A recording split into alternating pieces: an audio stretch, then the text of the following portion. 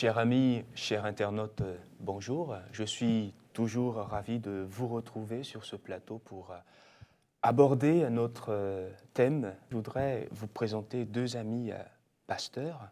À ma gauche, il y a Émile Lazare. Bonjour. Bonjour. À ma droite, il y a Gabriel Goléa. Bonjour. Bonjour. Bienvenue à vous deux. Et avant d'aller encore plus loin, j'aimerais bien qu'on puisse prier ensemble. Et j'aimerais bien inviter Gabriel à nous revenir dans une prière. Prions ensemble. Prions. Seigneur, nous voulons te remercier parce que nous sommes aujourd'hui réunis autour de ta parole.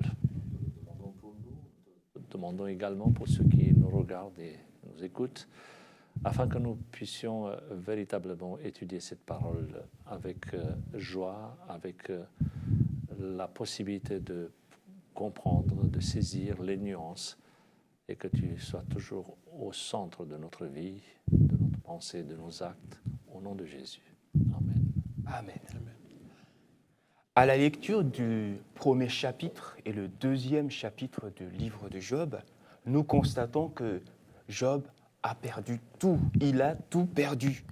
7 fils et 3 filles, tous ses bétails, le corps recouvert de plaies, et de Job de répondre à tout cela, « Pourquoi ne suis-je donc pas mort dans le sein de ma mère ?» Puis viendra après la visite de ces 3 amis que nous pouvons retrouver dans Job chapitre 2 et le verset 12 et 13, leur réaction, que je voudrais qu'on puisse reprendre ce verset et le lire, la réaction de ces amis. Versets 12 et 13 du chapitre 2 du livre de Job. Face à cette agonie, donc, au verset 12, il dit, dans ma version Semeur, « Lorsqu'ils l'aperçurent de loin, ils ne le reconnurent pas, et ils se mirent à pleurer à grand bruit. Ils déchirèrent leurs manteaux et jetèrent de la poussière en l'air au-dessus de leur tête. Puis ils restèrent là, assis par terre, à ses côtés, 7 jours et 7 nuits. Aucun d'eux ne lui dit un mot, car il voyait bien combien sa souffrance était grande. » La première réponse à cette situation, c'était le silence de ses amis. Je trouvais ça interpellant et fascinant. D'ailleurs, un grand philosophe du nom de Confucius disait « Le silence est un ami qui ne trompe jamais. » Et ma question est, par rapport à tout cela, en quoi le silence pourrait-il être une réponse adéquate vis-à-vis de la souffrance de l'autre, comme le cas de Job? La psychologie moderne nous aide aujourd'hui. On sait très bien que lorsque quelqu'un passe par des moments difficiles, il ne faut pas l'accabler avec notre récit, avec notre histoire. Il faut le respecter dans ce qu'il vit. Et le meilleur moyen pour le faire, c'est cette présence physique. D'ailleurs, on appelle ça le ministère de la présence. Rien que la présence, et c'est quelque chose de très important. Il ne faut pas commencer à orienter les émotions en le tapant en plus sur l'épaule en disant « t'inquiète pas, ça va aller ». Enfin, ce serait complètement maladroit. Après, il y a d'autres étapes dans la guérison.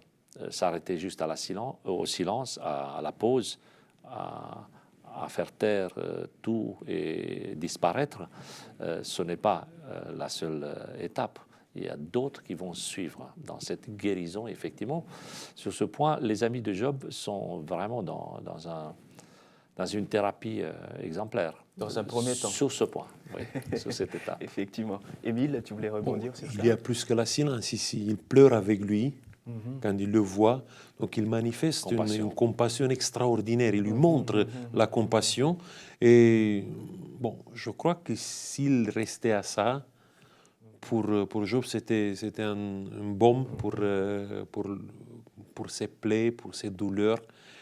Mais le problème est qu'ils ont commencé à ouvrir la bouche et à essayer de donner des réponses très, très simplistes à la situation de Job. Et ça a créé des dégâts. Effectivement. On y arrivera sur cet épisode. Je crois la chose qui peut endommager le plus quelqu'un qui est dans la souffrance, c'est d'essayer de donner des réponses vraiment très simplistes, de chercher toujours à avoir une logique dans la souffrance, de chercher la logique de la souffrance. Et ça, c'est parce que la souffrance est très irrationnelle. Même si tu peux présumer que tu as cette maladie ou cette douleur vient de là, même dans ces conditions-là, tu n'es pas sûr. Mais je reste, comment dirais-je, je reste fan de leur réaction quand même, parce que la compassion, comme on le dit, hein, c'est compatir, c'est souffrir avec l'autre. Et là, il témoigne vraiment cette souffrance avec l'autre et en face de l'autre. C'est vraiment interpellant, je trouve. Dans la suite de ce récit, la tonalité va changer. Job va prendre la parole et au chapitre 3 de livre de Job, ce qu'on peut retenir de son discours, c'est qu'il pose une question: pourquoi ne suis-je pas mort dans le sein de ma mère? Pourquoi n'ai-je expiré en sortant de ses flancs? Et en entendant ce discours de Job, que Éliphaz va répondre à Job. Il va sortir de son silence et il va se lancer dans le discours, dans la parole. Et nous pouvons lire Job chapitre 4 et le verset 2 à 7. Je vous invite à voir ça rapidement avec moi.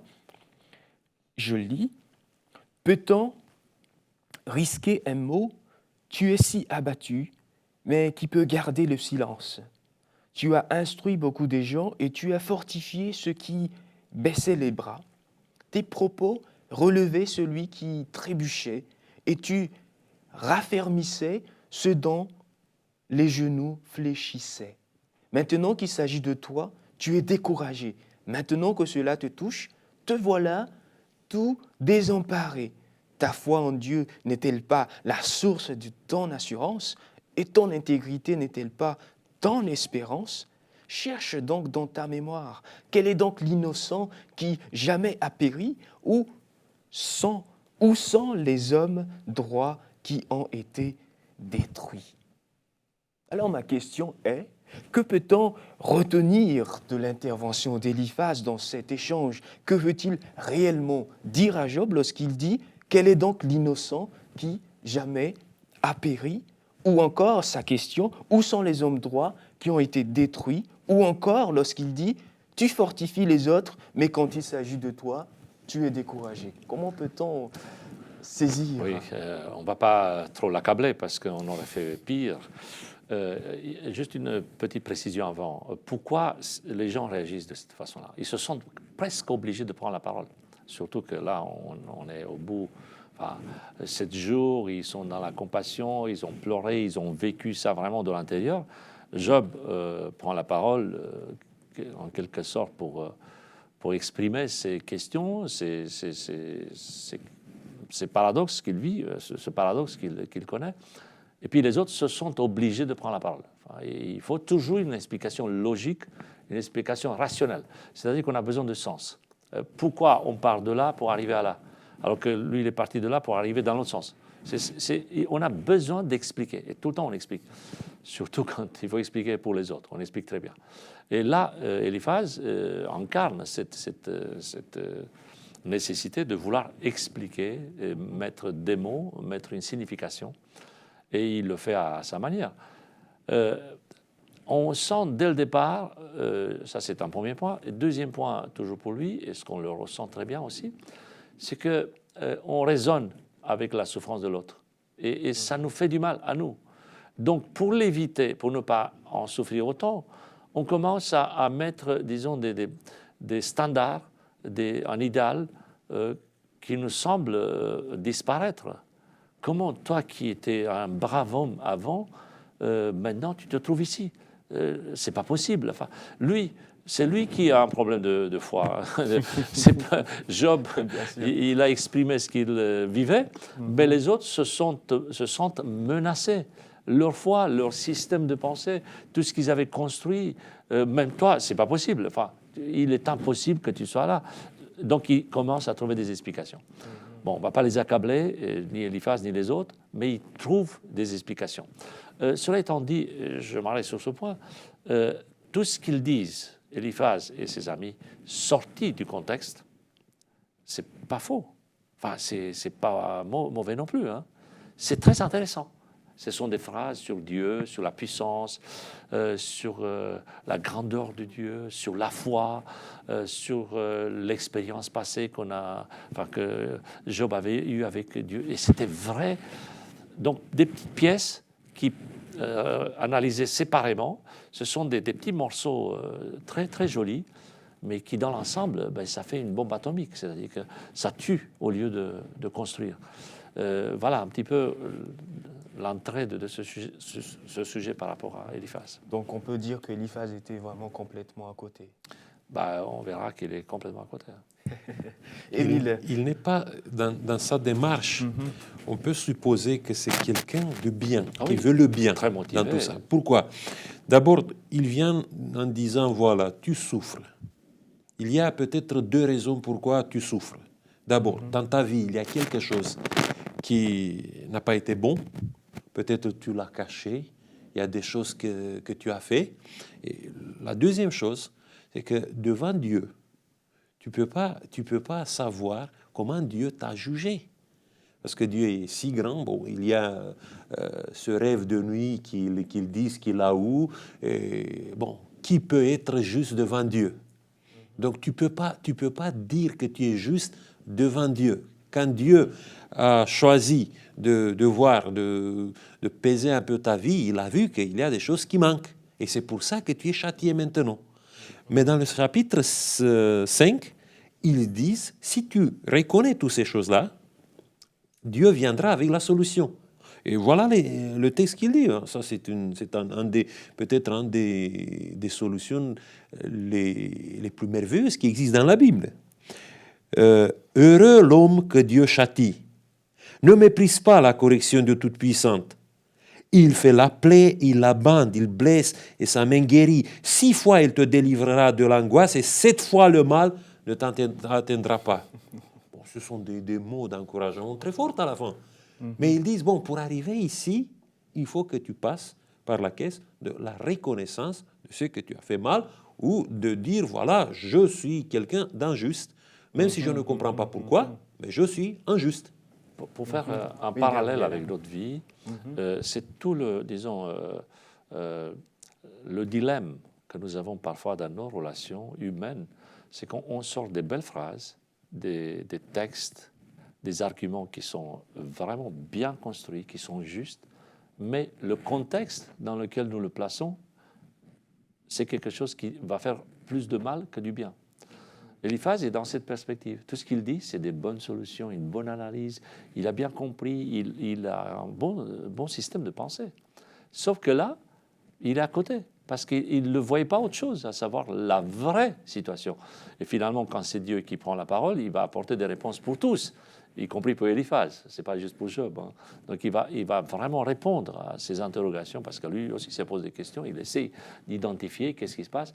Voilà un exemple concret de comment on peut faire du mal, tout en étant bien intentionné, tout en étant spirituel, tout en étant bien blindé de textes et des images, des phrases qu'on sorte comme ça, sans réfléchir, alors que derrière, ou plutôt devant nous, il y a quelqu'un qui est un être humain, quelqu'un qui souffre, quelqu'un qui a besoin d'autre chose, et non pas juste d'entendre des arguments logiques, des textes bibliques, des phrases qui sont bien par ailleurs, mais pas dans ce contexte. Parce qu'on a vu qu'ils avaient tous faux à la fin, y compris Job.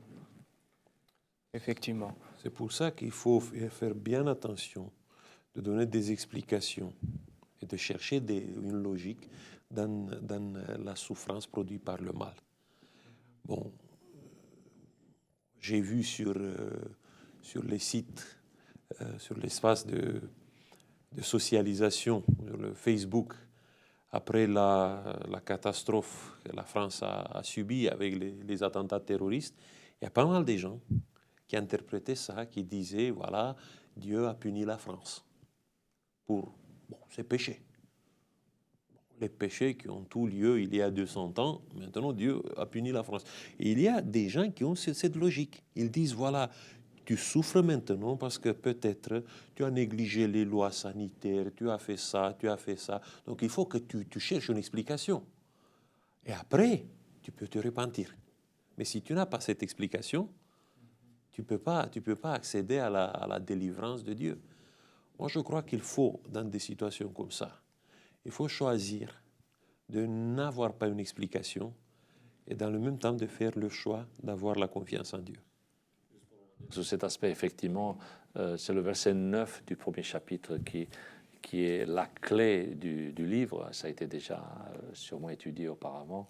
Est-ce que c'est pour rien quand il y a la discussion entre l'adversaire et le Seigneur, et quand on montre Job et sa conduite, sa prospérité, et la question qui est posée à Dieu, est-ce que c'est pour rien que Job craint Dieu? À ton avis, c'est sans intérêt? Non, il le fait par intérêt, c'est ça la supposition.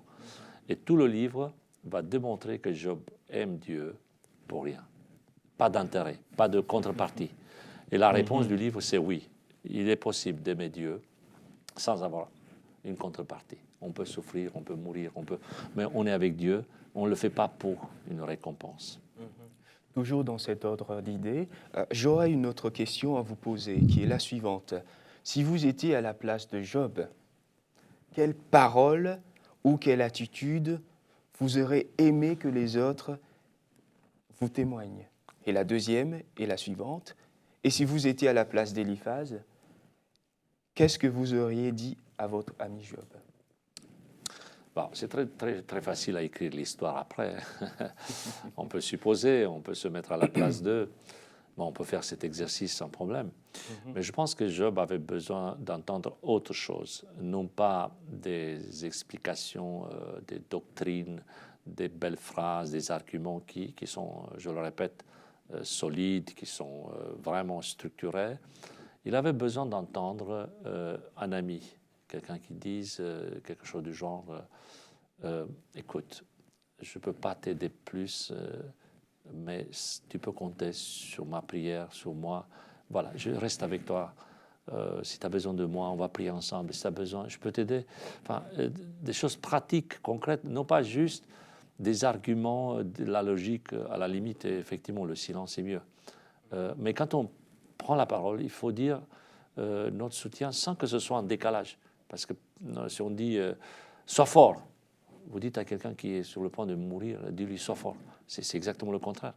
Il ne faut pas m'accuser de ne pas avoir la foi, parce que c'est simple ça. Mais ce n'est pas ces paroles-là qui vont faire augmenter la foi et la confiance. C'est plutôt des paroles, des mots qui sont liés à un contexte précis. Voilà. Est-ce que je peux t'aider? Tu as envie de manger quelque chose? Est-ce que tu veux qu'on fasse une promenade? Voilà, je réserve cet après-midi pour toi. Je me mets dans un cas contemporain aujourd'hui. Voilà, j'ai pris une journée de libre de mon travail. Je veux t'aider à faire les courses. Je sais que c'est difficile pour toi. Est-ce que tu as besoin d'aller faire des papiers à l'administration? Est-ce que je peux payer une facture pour toi? Ce sont des choses extraordinaires. Et plutôt que de venir de traiter la souffrance. Donc il faut plutôt penser à comment organiser la logistique autour de la souffrance. Parce que par exemple, quelqu'un qui est handicapé, quelqu'un qui est là depuis des années ou voire plus dans son appartement, qui a du mal à se déplacer, il y a toute une logistique qui se met en place. Donc plutôt que de venir avec des textes bibliques, des citations, tel ou tel livre, il vaut mieux demander, mais qu'est-ce que je peux faire pour la personne aujourd'hui, ici même? Donc lui, organiser l'entourage, l'ambiance, l'espace de vivre, je pense que c'est beaucoup plus intéressant que de se lancer dans des débats théologiques, dans des phrases intéressantes par ailleurs. Bien sûr. Émile? Même Job, il était à la recherche d'une explication pourquoi. Et bon, à mon avis, Éliphaz pouvait le diriger vers une autre démarche. Au lieu de se poser la question pourquoi, de l'aider de mettre sa confiance en Dieu au-delà de ces questions. Donc, je ne sais pas bon, je ne suis pas à la place d'Éliphaz, mais ça dépend de la souffrance de quelqu'un. Comme Gabriel disait, quand quelqu'un souffre, il ne faut pas aller et lui parler, lui rappeler de sa souffrance. Peut-être une conversation sur des banalités de la vie. Des fois, ça fait des merveilles. De l'introduire un peu dans un univers où il est décroché. Parce que parfois, quand tu souffres, tu as décroché de la réalité. Et le ramener un peu dans la réalité, dans la préoccupation des gens, comme s'il est quelqu'un de normal, comme il peut comme ça, avec la normalité, ça peut l'aider beaucoup. Lui raconter qu'est-ce qui se passe dans le monde, qu'est-ce qui s'est passé le samedi dernier dans l'église. Bon, ça dépend de la situation. Bon, parfois, ça peut être maladroit, mais parfois, ça peut être un encouragement, ça peut être un soutien. On n'a pas une formule type. On peut l'aider en disant ça. On ne peut pas aller chez quelqu'un avec un petit carnet où on lit. Si la personne est malade de ça, je vais lui dire ça. Si la personne est... C'est pas possible, ça. D'abord, il faut prier que Dieu te donne une sorte de sagesse dans la gestion de tout ça. Et en fonction de la personne, de son tempérament, de ses questions, il faut l'aider un peu de sortir d'une logique circulaire où il se pose toujours la même question, il devient obsessif à un moment donné. Si la personne sort de son obsession, s'il entre dans une autre démarche plus positive, ça c'était bien. Mais Éliphaz, qu'est-ce qu'il fait? Job pose la question pourquoi, et il le garde dans la même question. Une question qui est impossible de trouver une réponse. Oui. À la limite, il va défendre Oui. le caractère juste de Dieu. Dieu est juste. Si tu es dans cette souffrance, c'est bien à cause de toi, tu mérites cela. Il a une angoisse. Éliphaz, les autres amis aussi, il le tient dans cette angoisse. Il accroît cette angoisse, bon, jusqu'au paroxysme à un moment donné. Parce qu'à un moment donné, Job, il est là, il ne peut pas répondre. Très bien, on va aller de l'avant et juste une dernière question que je voudrais vous poser. Dans une situation de deuil, on entend souvent les gens parler ou citer ce passage de Romains chapitre 8 et le verset 28. « Toute chose concourt au bien de ceux qui aiment Dieu ». En quoi est-ce que c'est une parole d'espérance et dans quelle mesure une telle parole peut être dévastatrice plutôt? Je pense que cette parole devrait être dans la bouche de la personne qui passe par la souffrance, par l'épreuve, une fois qu'elle ait compris ce qui s'est passé, en tout cas une fois qu'elle ait accepté ce qui se passe. Mais elle ne devrait pas être dans la bouche de celui qui vient réconforter la personne. Sur ce point, on fait des maladresses. On arrive, par exemple, en deuil, une situation de crise, un accident, une maladie, quelqu'un de cher qui disparaît, vous imaginez, tout change. Et nous, on arrive. Tout bien concourt à ceux qui aiment Dieu. C'est comme si on disait à la personne, tu as des doutes, tu as des questions, tais-toi. Tu n'as pas le droit de les poser. C'est pour ton bien. Oui, mais la personne est partie, je l'aimais, je me pose des questions, j'ai besoin d'être aidé dans ce questionnement. Donc, il me semble qu'on doit arriver à cette conclusion sans problème. Enfin, ça, c'est clair. Mais pas comme une manière d'éviter l'interrogation. L'interrogation doit rester. Si la personne a besoin de se poser des questions. Il y a des personnes pour qui ça ne pose pas de problème. J'ai connu récemment, il n'y a pas longtemps, une famille où la sœur, la dame, est partie. Elle n'était pas âgée. Elle a eu une maladie terrible. Elle n'a jamais critiqué, elle n'a jamais exprimé le doute. Elle est partie vraiment d'une façon sereine, un encouragement pour tous, pour son mari, pour son entourage. Elle a accepté la volonté de Dieu. Mais il y a d'autres personnes qui arrivent dans ce processus avec beaucoup de questions. Ce n'est pas à nous de les enlever, ces questions. Notre mission à nous, c'est d'accompagner la personne. Aussi bien sur le plan pratique, comme je le disais tout à l'heure, que sur le plan émotionnel, que sur le plan spirituel. Ce n'est pas à nous de faire barrage contre tout ce qui est autour pour dire stop, nous avons la réponse. On reproduirait la faute d'Éliphaz. Ce n'est pas à nous de reproduire cette faute-là. Nous avons comme mission d'aider les personnes justement pour que ce soit quelque chose d'authentique, de vrai. Et à la fin, effectivement, cette parole de l'apôtre Paul a toute sa signification. Merci Gabriel. Émile, tu voulais Oui, peut-être... c'est à peu près la même chose. Il faut éviter, effectivement, à tout prix, de donner des leçons aux autres à partir de ce texte. C'est plutôt un texte personnel, que c'est à toi de chercher dans ta vie comment toutes ces souffrances, comment les situations difficiles t'ont aidé d'avancer et d'avancer vers un but meilleur que Dieu a préparé pour toi. Ce n'est pas de venir vers les autres pour les expliquer aux autres comment sa souffrance, comment la mort, comment toutes ces choses-là concourent pour son bien. Parce que, excusez-moi, il y a des situations, il y a des pertes qui peut-être, bon, la personne passe, mais qui restent sans explication. Et je connais des situations comme ça, même dans ma famille. Je n'ai pas de réponse à ça. Comment la mort de quelqu'un qui était très proche est devenue un bien pour les autres? Pour l'instant, je n'ai pas de réponse. Mais je sais qu'un jour, Dieu peut m'éclairer pour voir les choses d'une autre manière.